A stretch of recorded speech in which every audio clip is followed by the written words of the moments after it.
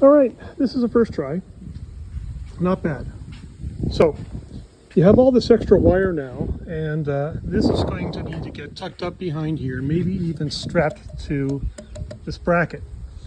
So I'm gonna maybe wrap this up in a circle and either tape it underneath there behind or put it on that nail, and that should do the trick.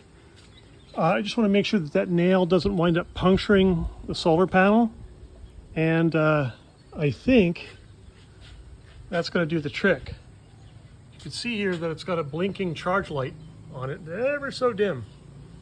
That's all it needs. So that'll run all day, and then maybe tomorrow I'll put in another one. But right now I'm kind of tired. So there you go. There's a solar light install. Just got to tape it up, strap it up, and I'm done. Bye.